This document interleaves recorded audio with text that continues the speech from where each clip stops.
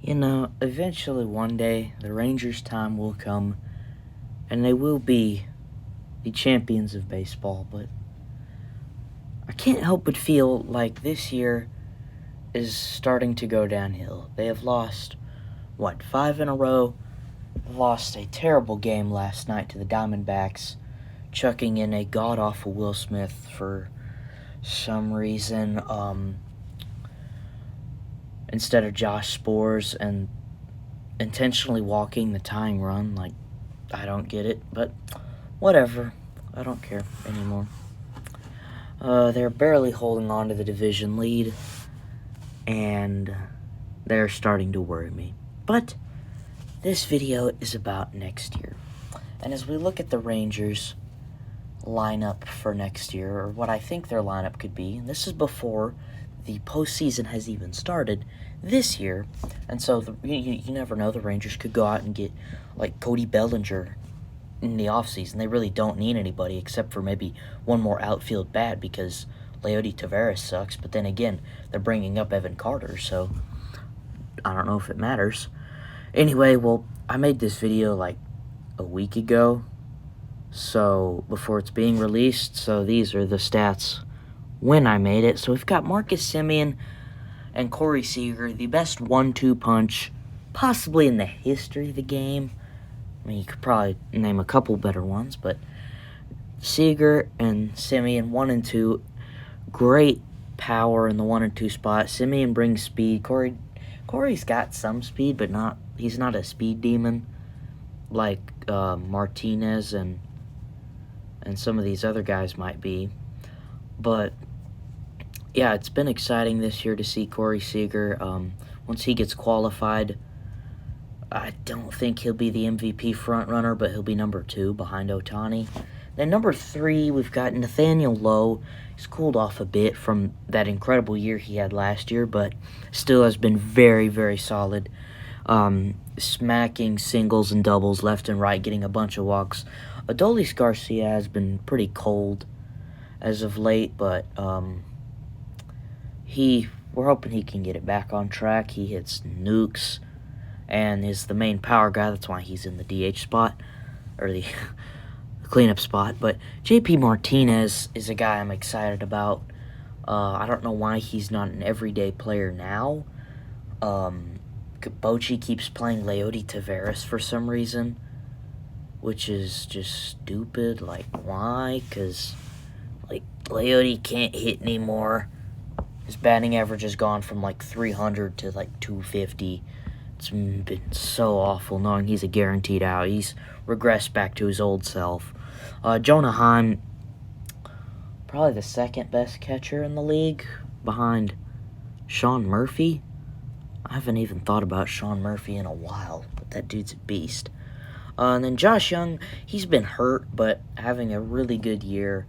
He's probably going to win the Rookie of the Year, even missing all this time. He might not even make it back before the end of the year, but he's making good progress. Broke his thumb or index finger on a line drive right back to him. So, and then we got Mitch Garver, who has been fantastic lately. He's been hitting a lot of bombs, getting a lot of hits. He's been on fire, really stepped it up when Heim was gone. Evan Carter is an interesting guy. So what the Rangers need to do next year, and this is the lineup that I believe they should go with, and this bench as well, but they could also still acquire more people in the offseason. I don't know if they have the cap to do it. I haven't looked at that. I'm assuming they probably don't have a whole lot of cap room with all the big signings they've been making, but Evan Carter's a really interesting guy. I haven't heard too much from him, but he seems to be doing great in Double-A ball. And obviously those numbers wouldn't be as good in the majors, but anything's better than Leody Taveras every day. And then on the bench, we have Ezekiel Duran, who... I mean, Ezekiel Duran looked okay last year. There were some flashes, but this year, early in the year, he was batting like .322. He's kind of regressed a bit, but he's done a great job keeping that average around the .285 range. Travis Jankowski, also another guy, started off really hot, was like .330 for a while, And then he's kind of cooled off a bit, but still, he's a pretty decent hitter. He knows how to hit the ball.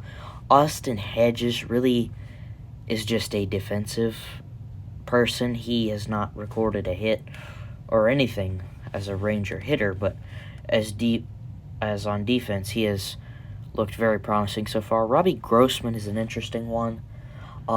He can play the outfield, but he's just not very good. But next year he would be a good option if Mitch Garver or Martinez or, well, Carter, most likely, because Robbie's not going to play center. But if one of them needs a day off, Robbie Grossman can step in. On a good day, Robbie Grossman can drive you in 2 runs, get a walk, maybe. Leody Taveras, another just sad story, was arguably he should have been the all-star at the time for center field, was just absolutely dominating out there, just getting a lot of hits. And ever since the all-star break, he's batting like 150 since then. He had a good game last night, but not good. Josh Smith, another interesting guy, great on the bases, great fielder, but he doesn't offer much with the bat. His patience is okay, but he's not very good at making contact. But when he makes contact, he can hit him a pretty long way. Just look back on the Astros game. He hit a nuke into the second deck. And then another guy I think could, if someone like Seager or Young or anybody in the infield really gets hurt, Jonathan Ornelas can step in. He scored the go-ahead run in the game against the A's, showing off his speed. And he's a speed guy for sure, definitely showing a lot of promise. And then I didn't even include on here Justin Foscue. I think that's how you pronounce it, Foscue. Very promising what he is showing. Wyatt Langford as well. I could see Wyatt Langford making his way to the majors late next year. He'd have to really progress, but still, he's doing great right now in high A ball. Absolutely crushed. Rookie ball. But now we get to the pitching, and the Rangers are going to have more starting pitchers next year than they will know what to do with. So we've got immediately this top 5, which I think they will have at the beginning of the year. Montgomery will probably be the number 3 guy, because Dane Dunning's been bad recently, but Montgomery has been fantastic for the Rangers. So it'd be Eovaldi, Scherzer, Dunning, Gray, Montgomery. And then DeGrom comes back. He'll slot into the number 2 role behind Eovaldi. And then they've got Heaney, who has been okay this year. He's been decent. He'll have a great start, and he'll have a really bad start every once in a while. Or he'll just be really middle of the road. Who else? We've got Martin Perez, not really a starter anymore. And then I even forgot. I looked this guy up the other day. Jake Odorizzi is on the Rangers roster. Don't know much about the guy. I've heard he's a decent pitcher, but he's been hurt this whole year. He should make it back next year, though. So next year, the Rangers will have about, 9 starting pitchers, and they only need 5 of them. So then they can transfer them to the bullpen, which, I do not know what to make of this bullpen. It is just mind-boggling. Cody Bradford, who has been solid this year, and he's pretty good at getting strikeouts, but why he is not at the major league level as a bullpen arm is mind-boggling. With how bad this bullpen has struggled with guys like Grant Anderson and Will Smith recently, Cody Bradford should be here in the majors. He can start games as well, so if a guy in the rotation gets hurt, he can move from the bullpen straight back into the starter role. And on here, who I didn't even remember to put in the video, Brock Burke has been amazing this year, along with all these other guys. And you look at these ERA numbers, and you're thinking, oh my gosh, this is great. This is a very good bullpen. But then you look at it, and it's like, the stats tell you they're good, but there have been so many games where the Rangers should have won. And then, Will Smith has cost the Rangers, 5 blown saves this year. And he was really good to start the year, but he's gotten an 11 ERA in August. He's just been awful. So, yeah, in conclusion, basically, the Rangers, like, their ceiling next year could be like 110 wins and winning the World Series. But the floor, which would mean most of these guys who are having career years like Duran, Jankowski, Tavares, and Lowe, these guys having like career years will regress, and that's my biggest fear, is that that's going to happen, and we're going to lose the production from that, and they won't even be a wild card team.